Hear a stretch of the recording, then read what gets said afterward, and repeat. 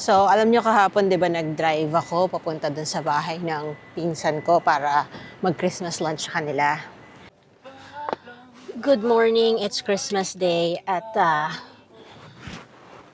tayo ay papunta sa bahay ng ninang ko para sunduin siya dahil mag-Christmas lunch kaming magpipinsan. So, first time nyo ako nakitang nagda-drive, no? Kasi, kabado ako lagi pagdating sa pagmamaneho. Hindi ako confident na driver eh. Kaya, kung di ko kayo tinitingnan yun ay dahil nag-iingat ako sa pagmamaneho. Okay? Huwag sumama ang loob. Yeah, so this is gonna be a 40-minute drive. I'm probably not gonna record the whole time. Kasi syempre, kailangan natin mag-focus, lalo na dahil tayo ay magmo-motorway tayo. Medyo duwag ako pag ganyan dahil anong tawag dyan? Maraming mga truck. So,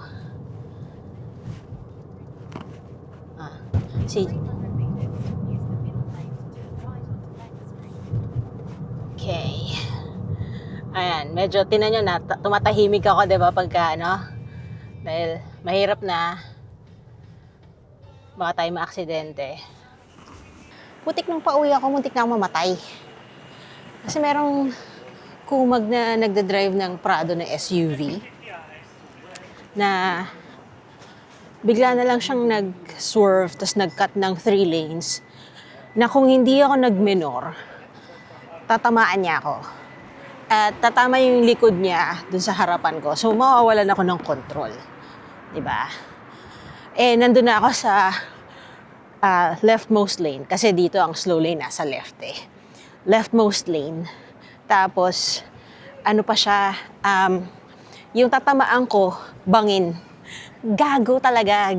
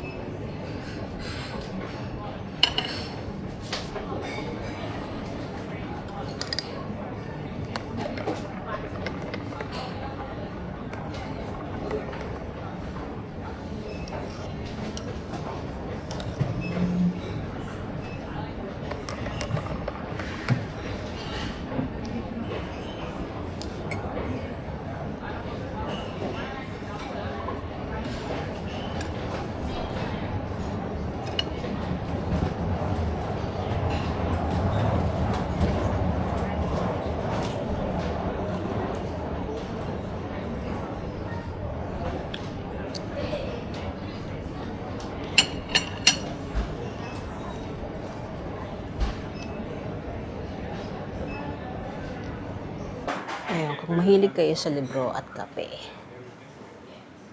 this is the best place to go to. Hindi siya yung large corporation bookshop. Dito lang siya sa Australia as far as I know.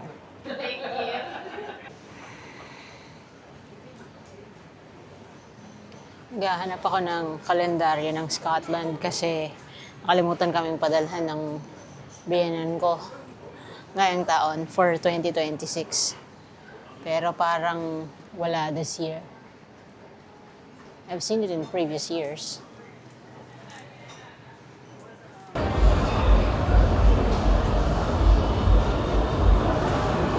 Sa Uniqlo para isole, i-exchange yung size nung polo na binili ko para sa asawa ko. Daming tao. Kaya pala nagbukas sila ng sobrang aga. 8 o'clock pa lang bukas na. Usual na bukas ng mga to, 10 o'clock. Pero dahil na-anticipate nga nila na maraming tao, takot pa naman ako sa maraming tao. Ayoko nang, bilang isang introvert, ayoko nang napapaligiran ng maraming tao.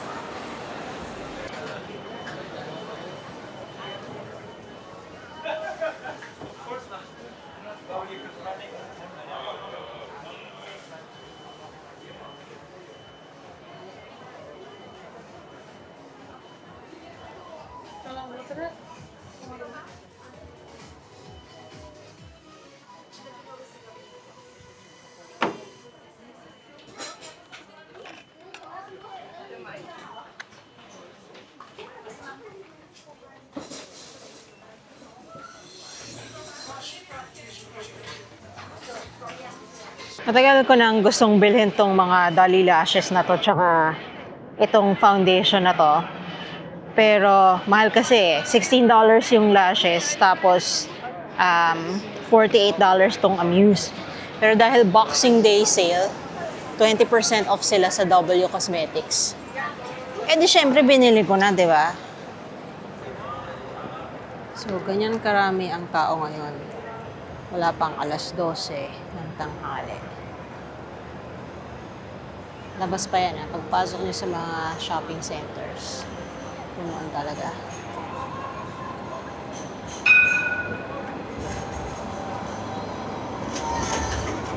Okay, so nandito na ako ulit sa bahay. And it's time for me to finalize my packing. Because mamaya na yung flight ko. And yung hand carry ko, nakapack na yun. Wala nang idadagdag. Ouch!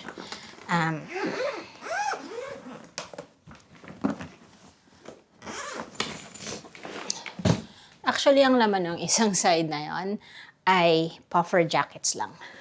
Wala nang iba. Nagdala ako ng pack of tissues kasi may rhinitis ako. So, sa umaga, lagi akong sinisipon. Nahirapan kasi ako sa mga kombini dahil hindi ko maintindihan syempre nakasulat. Ita-translate ko pa. Since meron naman ako dito sa bahay, I thought I might as well just bring it. Okay? And then, di ko pinapakita sa inyo yung tinitiklop ko kasi medyo sensitive item siya.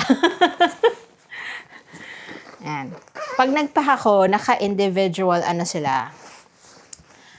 Packs like this. Mga nakaganyan siya.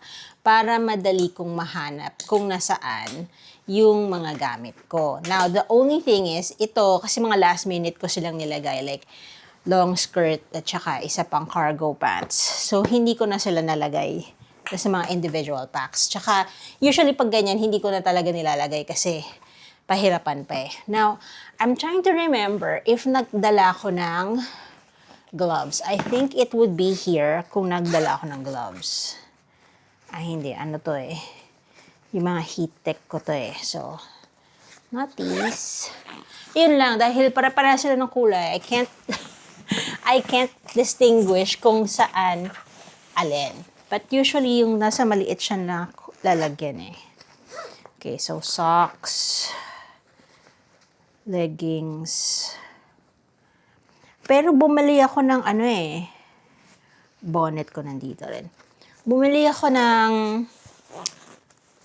winter gloves eh. So, dapat meron. Ito alam ko shoes to eh. So, if that's what's there, nako, ito lang to, yung mga,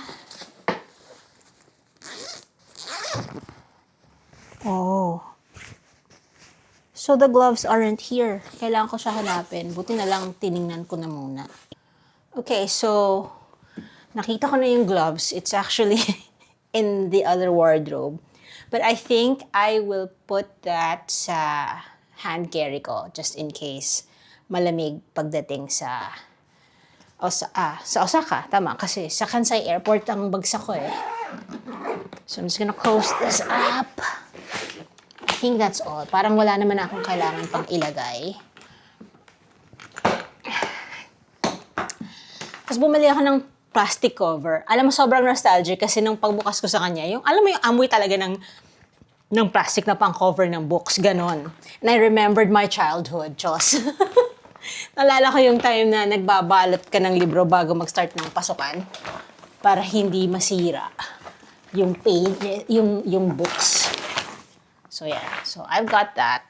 Meron naman siyang bukasan dito sa side, tsaka dun sa ibabaw para mahawakan ng mabuti. And Velcro lang naman siya. Size 28 ito. Medyo maluwag pa siya. So, if ever man na mag-shopping ako sa Japan, tapos kailangan i-expand yung luggage, may space pa naman. Ayan. So, Velcroable naman siya. I don't know if you can hear that.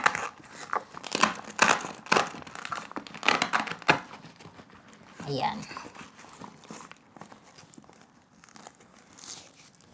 Okay. So, yan. Ready na tayo. And then, hand carry na lang to. And a few other things na kailangan accessible for me. Or, may battery. Kasi bawal maglagay ng battery sa check-in luggage. Okay?